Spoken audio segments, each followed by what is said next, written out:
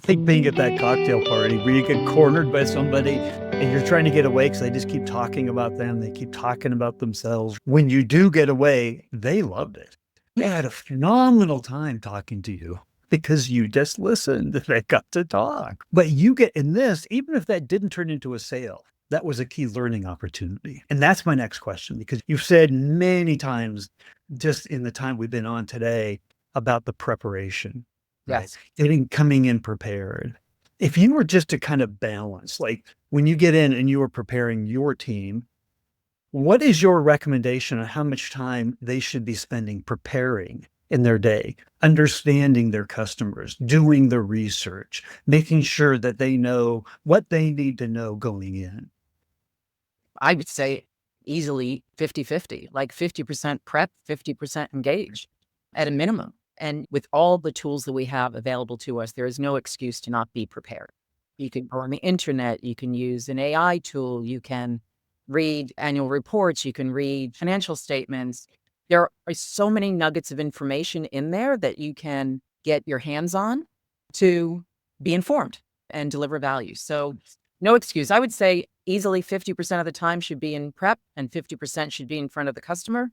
Ideally, very small percentage is spent on administrative work. Ideally, there's systems for that. And if you use the systems properly, then including for existing clients that you have an up-to-date account plan, because then you're constantly documenting what you've learned, what you know, where the customer is going.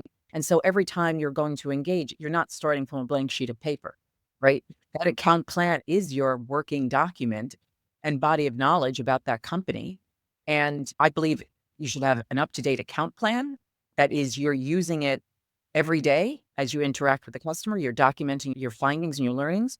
And then you should have a specific opportunity plan that is built on top of the account plan, but for whatever the specific thing is that you're trying to contract about. So I do believe prep and homework and account planning and opportunity planning and doing post-meeting analysis. What did I learn? What did we right? What did we get wrong? Some people in this role think it's administrative. I actually don't think the homework is the administrative part. Maybe updating a system is the administrative part, but homework is part of your job. And it will come through when you're sitting in front of a customer.